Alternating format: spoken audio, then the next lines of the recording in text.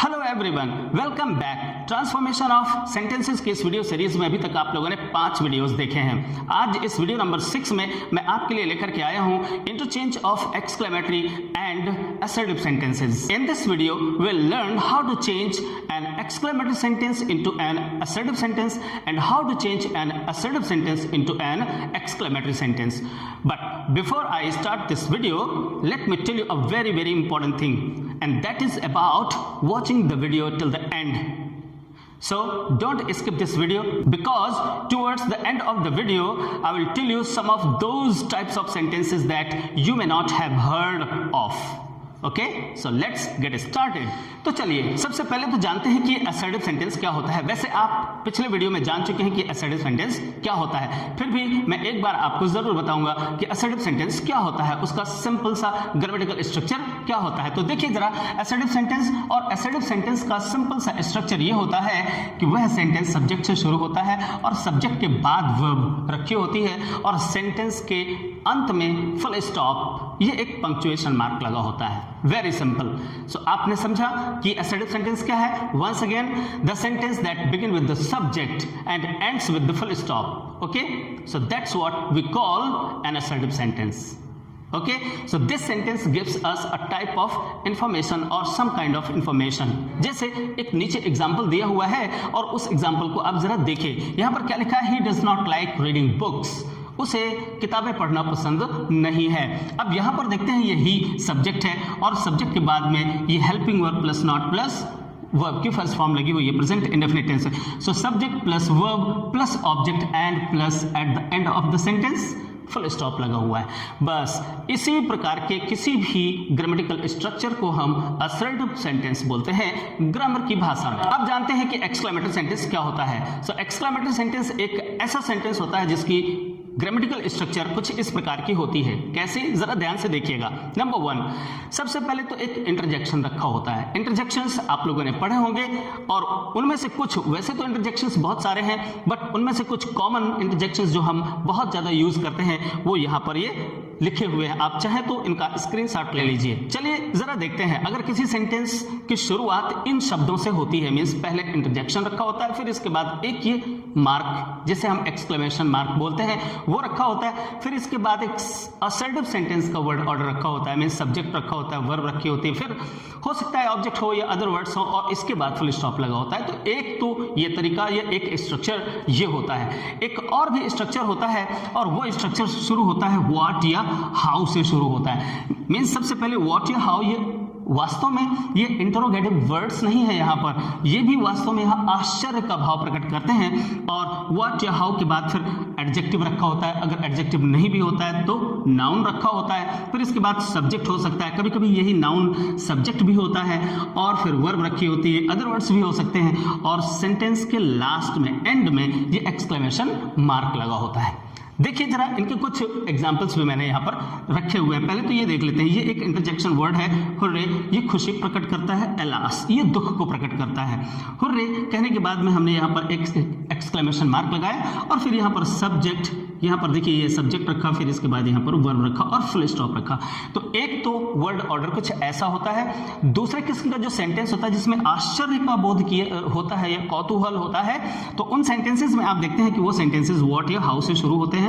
कभी कभी एडजेक्टिव भी रखा होता है, कभी कभी नहीं भी रखा होता है, फिर नाउन रखा होता है, फिर सब्जेक्ट रखा होता है, फिर वर्ब रखी होती है, फिर अदर वर्ड्स भी हो सकते हैं, और सेंटेंस के एंड में जाकर के एक्सक्लेमेशन मार्क लगा होता है। जैसे यहाँ पर लिखा हुआ है what a great man he is, आपने यहाँ पर व्हाट लगाया, फिर इसके बाद देख रहे हैं ये एडजेक्टिव लगा है, फिर ये नाउन रखा है, फिर ये सब्जेक्ट रखा है, फिर ये वर्ब रखी है, और फिर इसके बाद ये एक्सक्लेमेशन मार्क लगा हुआ है। कुछ और मिसलेनियस सेंटेंसेस हैं, और उन मिसलेनियस सेंटेंसेस में कुछ सेंटेंसेस ऐसे होते हैं जो इन्फिनेटिव से शुरू होते हैं, बाद में इंटरजेक्शन मार्क लगा होता है। अब ये सारे के सारे सेंटेंसेस मैं आपको अगली स्लाइड में करके दिखाने जा रहा हूं कि इन सेंटेंसेस को हम असर्टिव सेंटेंस में कैसे बदलेंगे, और फिर उन्हीं रूल्स को अगर हम अपोजिट तरीके से यूज करते हैं तो असर्टिव सेंटेंस को हम एक्सक्लेमेटरी सेंटेंस में भी चेंज कर सकते हैं। तो चलिए आगे बढ़ते हैं और अगली स्लाइड में देखते हैं कुछ रूल्स और कुछ एग्जांपल्स। तो चलिए किसी एक्सक्लेमेटरी सेंटेंस को किसी असर्टिव सेंटेंस में चेंज करने की शुरुआत करते हैं बड़े ही सिंपल से सेंटेंसेस से।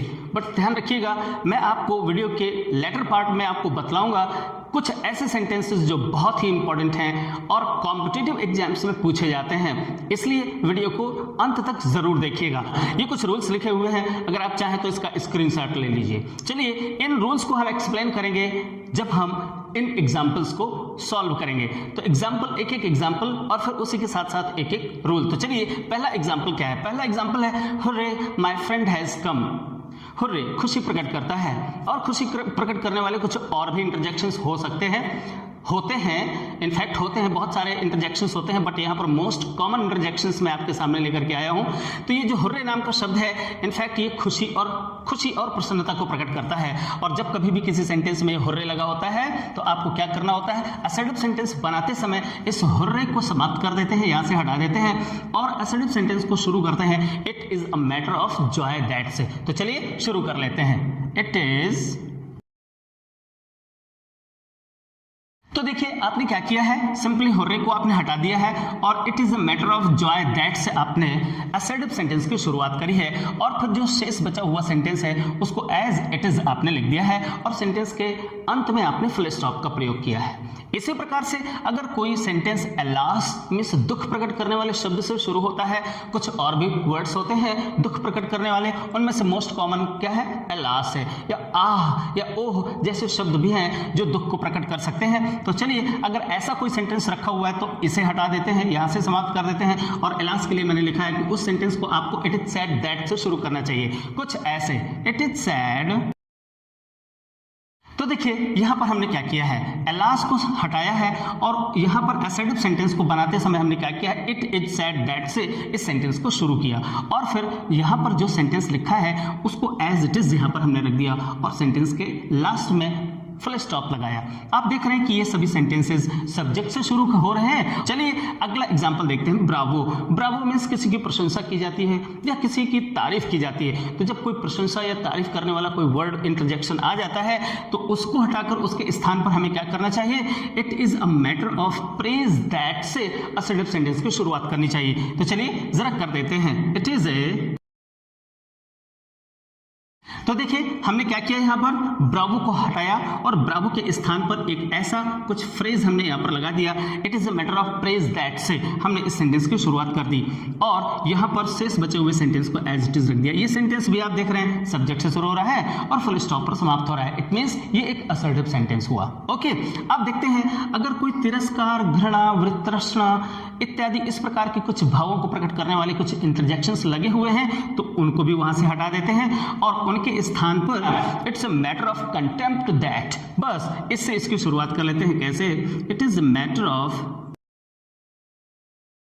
अब देखिए यहां पर हमने क्या किया, फी, यहां पर एक कंटेम्प्ट यानी तिरस्कार जैसी, वितर्षणा जैसे भाव को प्रकट किया जा रहा है। फी, ही इज अ थीफ, वह चोर है, छी, वह एक चोर है, कुछ इस प्रकार का कंटेम्प्ट यहां पर प्रदर्शित किया जा रहा है। तो हमने वैसा ही एक लगा दिया, it is a matter of contempt that he is a thief. Okay, तो इस प्रकार से आप इन सेंटेंसेस को चेंज कर सकते हैं। अब हम कुछ और भी सेंटेंसेस देखते हैं जो हाउ या व्हाट से शुरू होते हैं, इनकी ग्रामर थोड़ी सी डिफरेंट होती है, तो यहाँ पर हमें थोड़ा सा सावधानी के साथ में करना होगा। तो चलिए अगली वाली स्लाइड में चलते हैं। चलिए अब शुरू करते हैं ऐसे सेंटेंसेस जो व्हाट या हाउ से शुरू होते हैं। आपको बहुत ही सावधान रहना पड़ेगा, क्यों? क्योंकि वो सेंटेंसेस जो व्हाट या हाउ से शुरू होते हैं उनमें different types of sense implied होते हैं। उस सेंस को आपको अच्छे तरीके से समझना होगा और फिर उसी के अकॉर्डिंग आपको किसी एडजेक्टिव या किसी एडवर्ब का प्रयोग करना होगा जब उन्हें हम किसी असर्टिव सेंटेंस में चेंज करेंगे। चलिए एग्जांपल्स के थ्रू हम समझने का प्रयास करते हैं कि वहां पर हम क्या क्या यूज कर सकते हैं और कौन कौन से चेंजेस होते हैं। तो चलिए पहला सेंटेंस लिखा हुआ है, how sweet the music is. Music कितना मधुर है। जी हाँ, यहाँ पर म्यूजिक की मधुरता को कुछ अधिक बढ़ा करके बतलाया जा रहा है, इसलिए यहाँ पर ये इस सेंटेंस को जब हम चेंज करेंगे असर्टिव सेंटेंस में तो हमें क्या करना होता है, कुछ स्टेप्स अच्छे तरीके से देख लीजिए। सबसे पहले तो आप तो जानते हैं कि असर्टिव सेंटेंस हमेशा सब्जेक्ट से शुरू होता है, तो ये जो सेंटेंस है इसका सब्जेक्ट कहाँ पर होगा, अच्छे से समझिए। आप सीधे वर्ब के पास चले आइए, ओके, और वर्ब के ठीक पहले रखा हुआ जो वर्ड है वही वास्तव में उसका सब्जेक्ट होता है। और फिर जब आप असर्टिव सेंटेंस को यानी इसे असर्टिव सेंटेंस में चेंज करें तो आपको क्या करना होगा, इस सब्जेक्ट को ही सबसे पहले यहां पर रखना होगा। ओके, तो यहां पर म्यूजिक हमने सब्जेक्ट को रख दिया, इसके बाद इस वर्ब को हमने यहां पर यूज कर लिया, म्यूजिक इज। ओके, और म्यूजिक से पहले द भी लगा हुआ है तो इस आर्टिकल को भी हम यहां पर रखेंगे, द म्यूजिक इज। ओके, कुछ इस प्रकार से हमने पहले सब्जेक्ट लिया, सब्जेक्ट के बाद वर्ब लिया। अब हमारे पास बचा इतना पोर्शन या इतना हिस्सा। अब जब इतना हिस्सा हमारे पास बचेगा तो ये अब यहाँ पर इस ऑब्जेक्टिव केस में आएगा। ओके, अब ये हिस्सा जो होगा वो प्रेडिकेट बनेगा यहाँ पर। अब बस यहाँ पर आपको ध्यान में ये रखना है कि अगर यहाँ पर हाउ या व्हाट के बाद में रखा हुआ जो वर्ड है अगर वो एडजेक्टिव है, ओके, अच्छे से देख लीजिए, एडजेक्टिव है तो एडजेक्टिव अगर होता है तो एडजेक्टिव से पहले आपको वेरी, एक्सट्रीमली या किसी ऐसे ही एडवर्ब का यूज करना चाहिए। तो इसको हम हाउ या व्हाट को मोस्ट कॉमनली हम वेरी में ही चेंज कर देते हैं। Okay, so the music is very और फिर इसके बाद दिया हुआ एडजेक्टिव रख देते हैं, very sweet and full stop. इस प्रकार से हम एक एक्सक्लेमेटरी सेंटेंस को एक असर्टिव सेंटेंस में चेंज कर लेते हैं। ओके, अब आते हैं कुछ एक और एग्जांपल्स देखते हैं। ये सेंटेंस लिखा हुआ है, what a problem it is.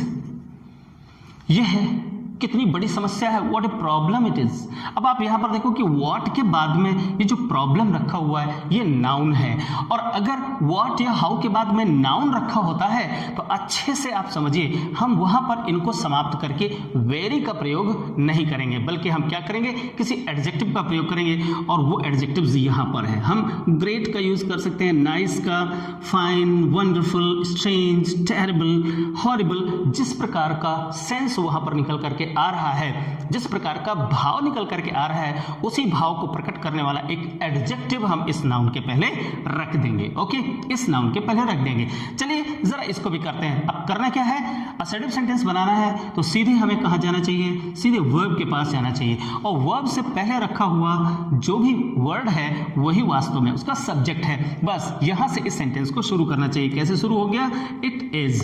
अब इस पोर्शन को हमें यहां पर प्रेडिकेट में ले आना चाहिए, यानी वर्ब के बाद में ऑब्जेक्टिव केस में ले आना चाहिए। अब हमें करना क्या है, यहाँ पर व्हाट है या हाउ है, कुछ भी है, हमें इसे हटा देना है। इसके स्थान पर हमको अब क्या करना है, वेरी का प्रयोग करना है या फिर इस प्रकार के कुछ एडजेक्टिव्स का यूज करना है। अब हमें देखना यह है कि क्या ये नाउन है, और अगर नाउन है तो हमें great, nice, fine, wonderful, strange इस तरीके के कुछ एडजेक्टिव्स का यूज करना पड़ेगा। तो अब आप देखिए ये क्या, what a problem it is, कितनी बड़ी प्रॉब्लम है। सो इट इज अ, और यहां पर ये नाउन है तो हम यहां पर इसे ग्रेट में चेंज कर देंगे।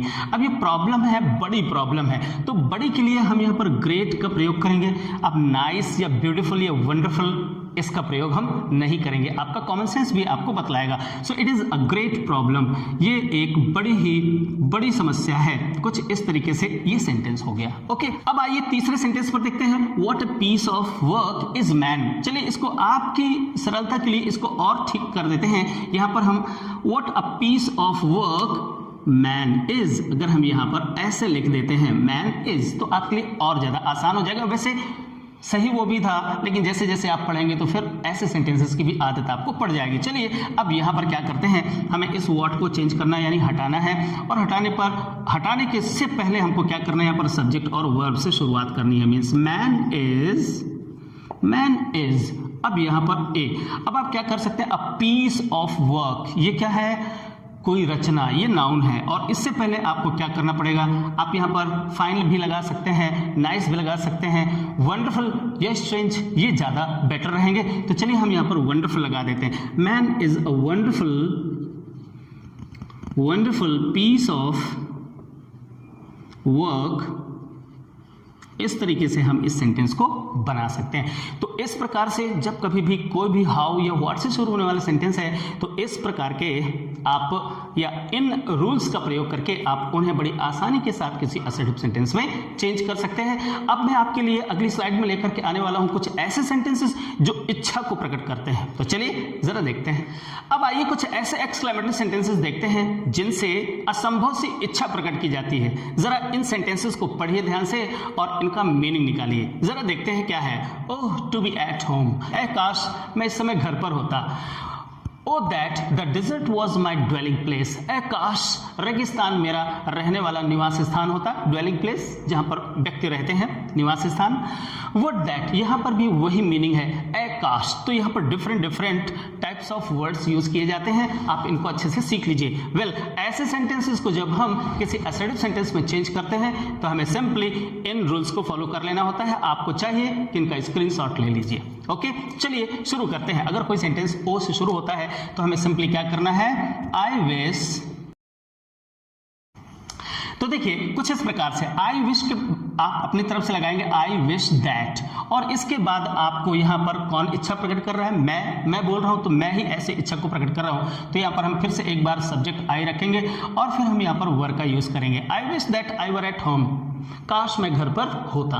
ओके, इस प्रकार से सेंटेंस को हम चेंज कर देते हैं। अगला सेंटेंस देखिए, O that the desert was my dwelling place, काश ये डिजर्ट मेरा ड्वेलिंग प्लेस होता, ऐसा कुछ कहा जा रहा है। यहां पर भी आप सिंपली आई विश दैट का प्रयोग कर देंगे, आई विश दैट, और फिर इसके बाद यहां से जो सेंटेंस बचता है उसको आप पूरा का पूरा यहां पर लिख करके और यहां पर फुल स्टॉप का प्रयोग कर देंगे। ओके, ऐसे ही वुड दैट से अगर कोई सेंटेंस शुरू होता है तो would that I had not wasted my time या मनी, काश मैंने अपना धन यूं ही व्यर्थ नहीं किया होता।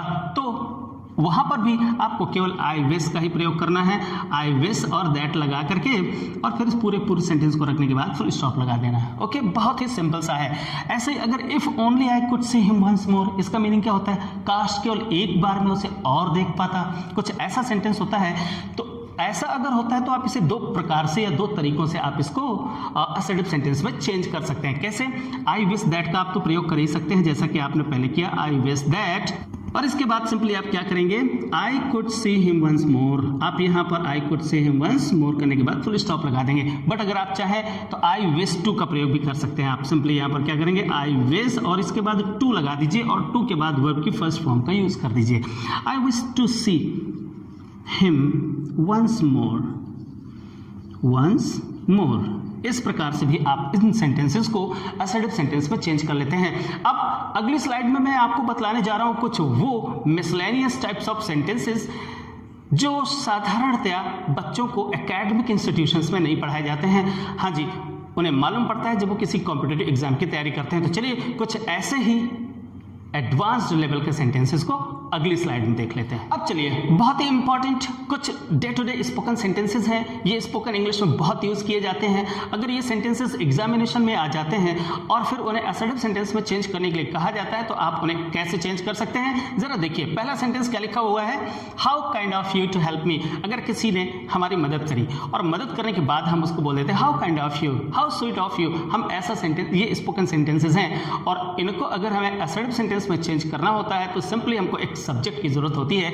और यहां पर आपको जरा सेंटेंस को सोचेंगे तो आपको सब्जेक्ट भी मिल जाएगा और आप एक सुइटेबल वर्ब का भी यूज कर सकते हैं। जरा देखिए, किसी ने हमारी मदद करी है तो हमने उसके लिए काइंड ऑफ यू का मींस कौन है। इस सेंटेंस को हम कुछ इस प्रकार से एक असर्टिव सेंटेंस में बदल सकते हैं। कैसे, it was kind of you. अगर हम हाउ काइंड ऑफ यू को हम क्या करें, हाउ को आप बदल दें, सिंपली क्या, इट वाज में बदल दें, इट इज में बदल दें। अब अगर किसी ने सहायता करी थी तो पास्ट हो गया, तो आपका कॉमन सेंस ये आपको बतलाएगा कि हमें यहाँ पर आपको पास्ट टेंस की वर्ब का यूज करना चाहिए।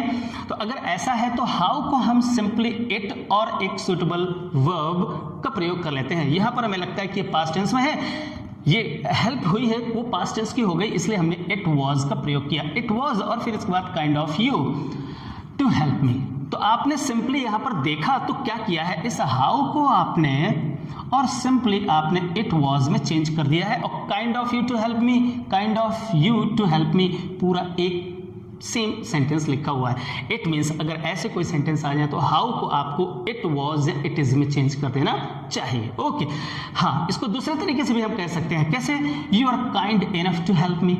मीनिंग वही निकलना चाहिए। कुल मिलाकर हमारे पास एक सब्जेक्ट हो और असर्टिव सेंटेंस सब्जेक्ट से शुरू होता है, सब्जेक्ट होना चाहिए, फिर इसके बाद वर्ब और लास्ट में फुल स्टॉप होना चाहिए। ये एक असर्टिव सेंटेंस होता है। ओके, अगला सेंटेंस देखते हैं। How foolish of him to abuse the Saint.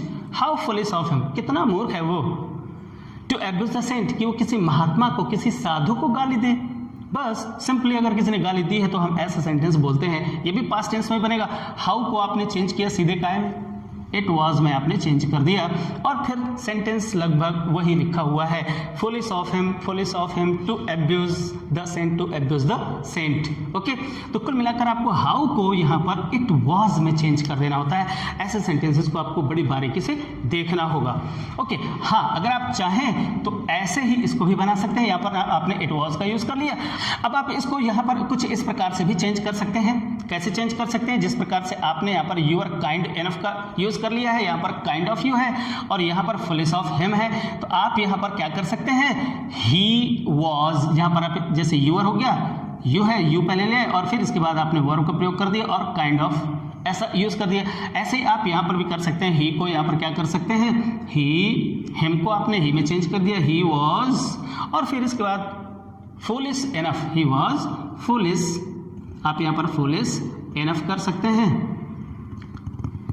और आगे जो सेंटेंस लिखा हुआ है, to abuse the saint, to abuse the saint करके और अंत में आप स्टॉप लगा सकते हैं। ओके, अगला सेंटेंस देखिए, एक बड़ा ही इंपॉर्टेंट स्ट्रक्चर ये भी है, to think of my seeing you here. एक ऐसा है, इसका क्या मतलब है? इसका मतलब ये है कि मैंने किसी को वहां पर देखा, देखकर मुझे अजीब सा लगा, स्ट्रेंज लगा, एक बड़ी अजीब सी बात लगी, तो यहाँ पर कुछ स्ट्रेंज फीलिंग को प्रकट करने के लिए ये सेंटेंस बोला जाता है, to think of my seeing you here. Okay, तो इसको इस तरीके से चेंज करते हैं, इट इज स्ट्रेंज।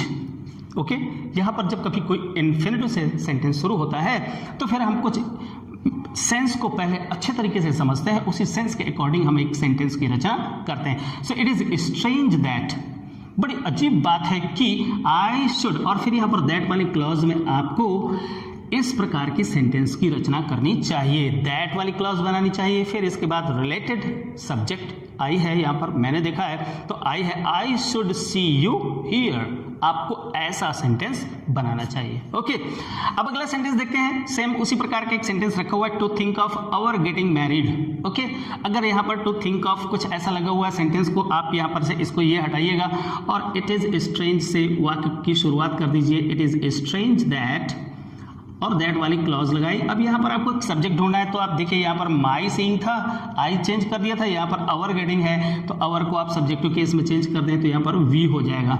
वी अपनी तरफ से शुड का प्रयोग करेंगे, वी शुड, और इसके बाद सीइंग है, यहाँ पर माई सीइंग, यहाँ पर गेटिंग है, इस गेटिंग को आप यहाँ पर आई शुड गेट वर्ब की फर्स्ट फॉर्म में चेंज कर देना है, और मैरिड। ओके, सिंपली इस तरीके का एक स्ट्रक्चर होता है। अपनी तरफ से आपको ये फ्रेज या ये क्लॉज बना लेनी है, इट इज स्ट्रेंज, और दैट वाली क्लॉज में फिर यहीं पर आपको सब्जेक्ट भी मिल जाएगा, इसका आप सब्जेक्टिव केस ले जाएंगे, अपनी तरफ से शुड का प्रयोग करेंगे और यहाँ इस आईएनजी फॉर्म को यहाँ पर जाकर के आप क्या करेंगे, गेट यानी वर्ब की फर्स्ट फॉर्म में यूज कर देंगे। बस सिंपली इस तरीके से। इसका मीनिंग कुछ ऐसा ही, इसका मीनिंग अगर निकालना है तो जरा इसको पढ़ लीजिए, तो आपको बहुत इजीली इसकी मीनिंग भी समझ में आ जाएगी।